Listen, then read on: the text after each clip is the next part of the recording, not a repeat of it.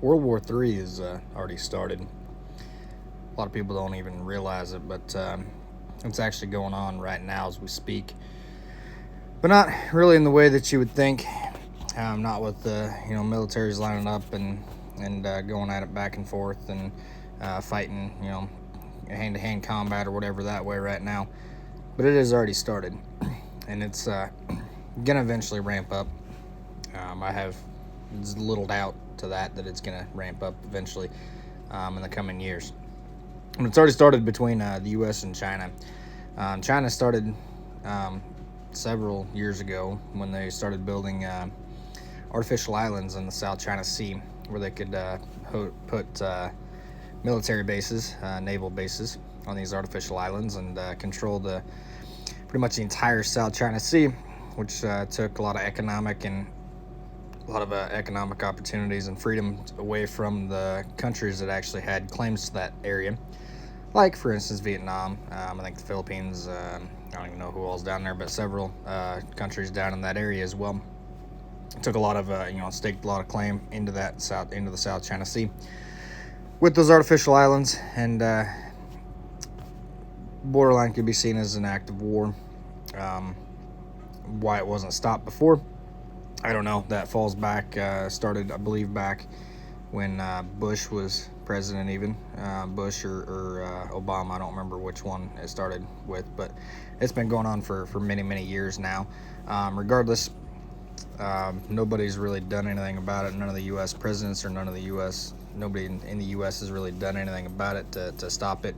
The worldwide, the world has pretty well sanctioned, condemned it, said it was wrong, but nobody really did anything to actually, say, hey, this is wrong, and actually stop it. That's been going on for a number of years, to the point where they actually have fully functioning military bases on a lot of those artificial islands now, where they can expand their reach into more of that area. I think we all understand during World War II, the Japanese, they obviously were invading China before, but they'd also invaded when they attacked Pearl Harbor. They actually invaded like the Philippines, I think down into Vietnam, a lot of those countries down in the South China Sea, in the South Pacific. They'd invaded a lot of those lands down in that area as well, and overtook a lot of those with speed. China is setting themselves up for that same type of opportunity, same type of thing to happen, to be able to do that same thing with these artificial islands and these bases on these artificial islands. The other thing, and this is where it really ramps up, and where it will ramp up, I believe, more so than that even, is the microchips. It's no secret Taiwan is the leading manufacturer of microchips in the world. One company alone in Taiwan is responsible for like 60 or 70%, somewhere in there. Numbers kind of depending on the studies you do look at. Regardless, over half of all microchips in the world, it's believed that come from Taiwan. TSMC, the company in Taiwan, Taiwan produces around 70 to 80% of all microchips in the world. That is a little concerning when you consider that is basically everything that works in the world. All our technology, everything from your smartphones to the most highly advanced aircraft and military weapons. They all use these highly advanced microchips, which come from Taiwan. Most likely because they've got the most advanced chip making technology is in Taiwan.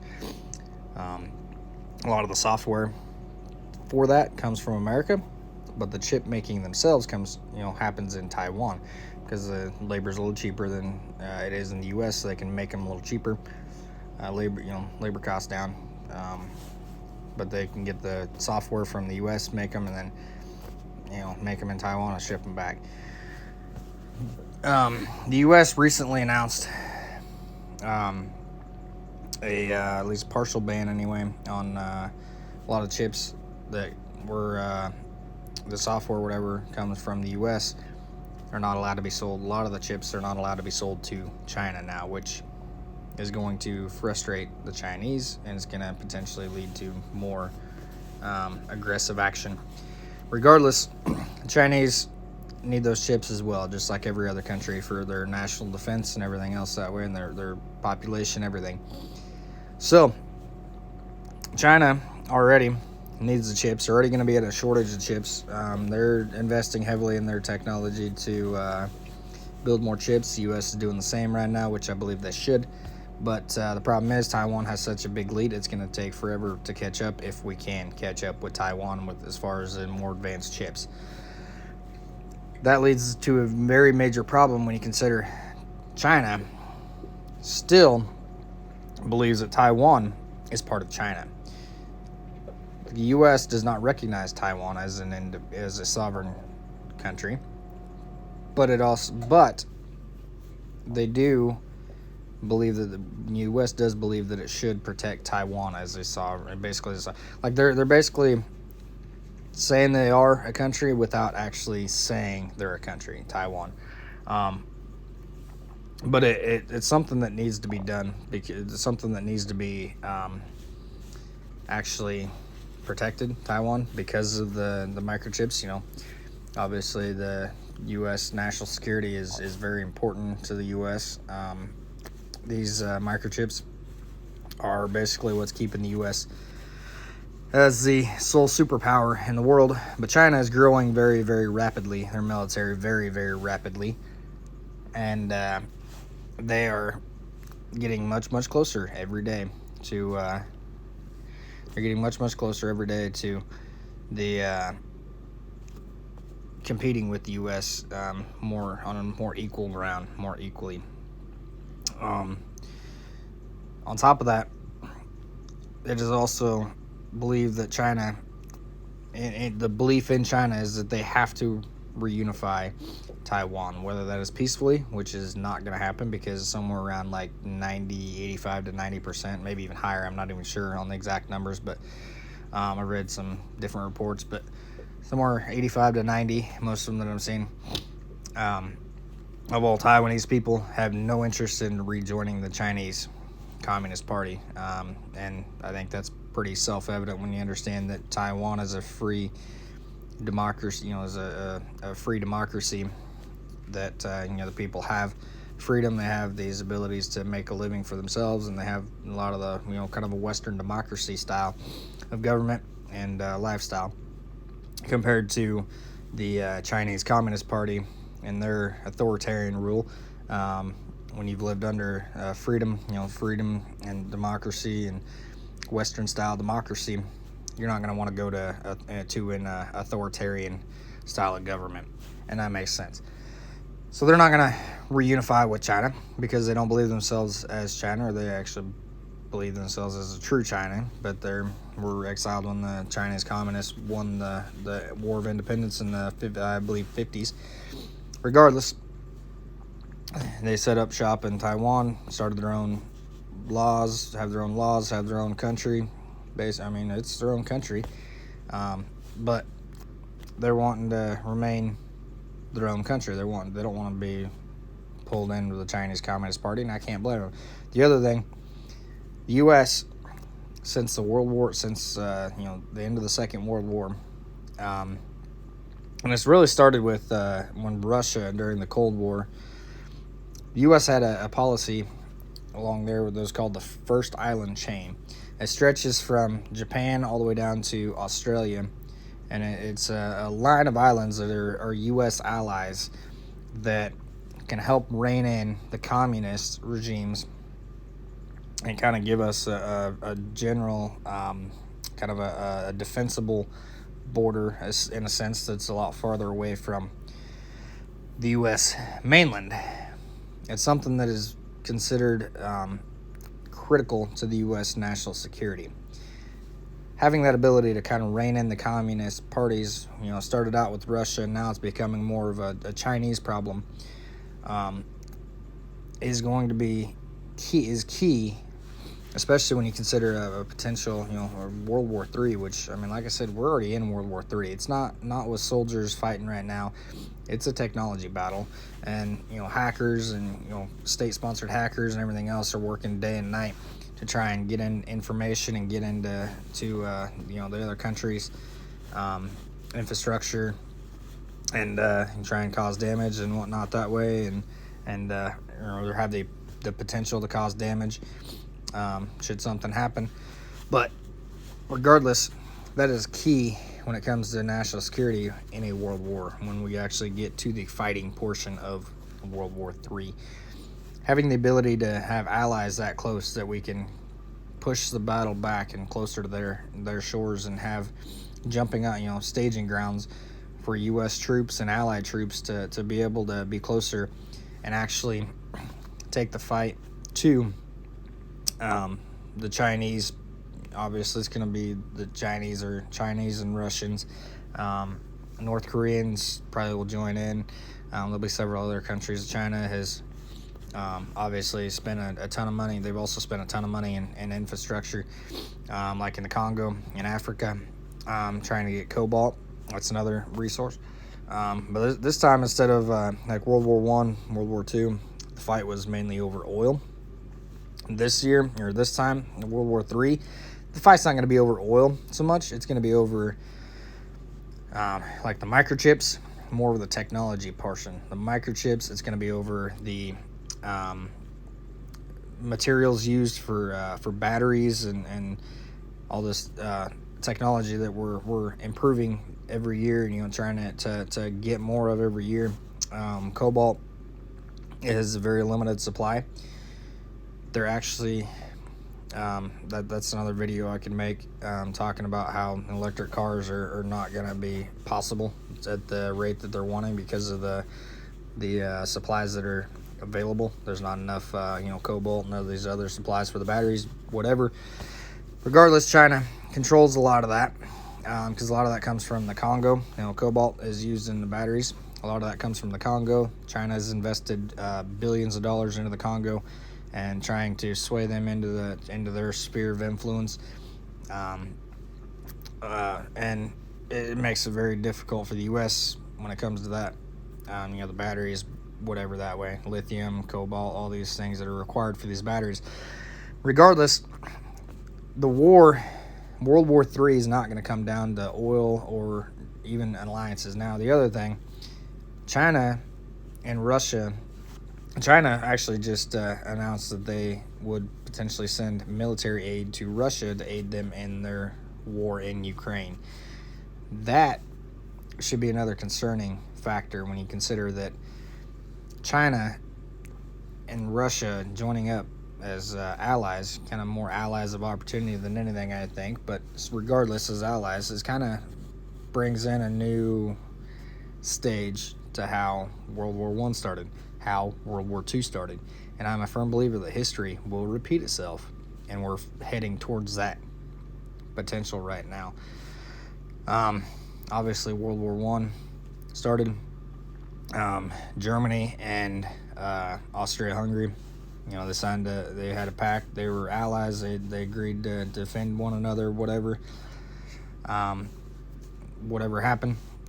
I think we're starting to get towards that with China and Russia. The China and Russia understand that they can't beat the U.S. outright by themselves, but maybe together they might have a chance. And then obviously some of their other smaller allies, like maybe the Congo, obviously Congo's not a very strong whatever, but they've got resources in the Congo. They've got North Korea. Pakistan I'm sure would join in. They're buddies with China. Probably Iran. I mean, some of these other countries as well would join in as well. And they're thinking maybe if they can get some of these, get together, the number 2 and number 3 most powerful militaries in the world, and maybe have a chance to fight the U.S., if they can keep the U.S. allies out of it for the most part, but maybe have a chance with just the U.S. Even then, it's kind of a long shot between those two. We've seen how inept the Russian military has been in Ukraine. Obviously, I'm not saying that they're completely inept, but they also, a lot of the Russian citizens aren't big fans of the Ukrainian war. And if you got into a war with the U.S., or if it was coming onto the Russian soil, I think you'd find a little different type of fighting from the Russians. On top of that, they're not big fans of the Americans and Western style. They're obviously been taught from a very young age, that the West is bad. And if they got into war with the actual West, I think you'd have a lot different type of fighting. They'd be fighting a lot more cohesively, a lot better probably. But it's concerning. World War III is ramping up, and I think it's already started right now. I truly believe it's already going on. It's just not all over where you see it. But it's something that the U.S. better be prepared for, because it is coming very, very soon. When China decides to invade Taiwan, will be the thing that'll be considered kicking off the World War III. But it's already been going on. Just kind of like when Gavrilo Princip assassinated Archduke Franz Ferdinand. That's what led up to the kicking off World War I, but it was going on well before that. The tensions were rising. There was a lot of things going on before that. When Germany and Russia invaded Poland, that was considered the start of World War II. A lot of things were going on before that, like I said, that led up to that point before it actually got to that point. Right now, we're in that lead up portion of World War III. A lot of things going on. China's taking, making these artificial islands. They're investing heavily in these African nations for resources. Like battery resources, lithium and cobalt and all these resources that are needed for that. They're partnering up with other powerful countries like Russia. They're already buddies with Pakistan and some of these other, North Korea, and they're really starting to ramp up and kind of preparing. They are preparing themselves for World War III, and I think the U.S. would be extremely naive to believe that they're not, that China's not building up for World War III. And I think we need to do the same thing here. Our military is still considered the strongest in the world, but there's a lot of things that we can do to get ready and improve for that. And I think, hopefully, I'm not at all calling for war. I do not believe that war is the right answer. I never believe that war is a good thing. But we have to be ready. We have to be prepared for all of the outcomes. There's that old saying, hard times create strong men create good times create weak men create hard times. We're kind of getting right into that,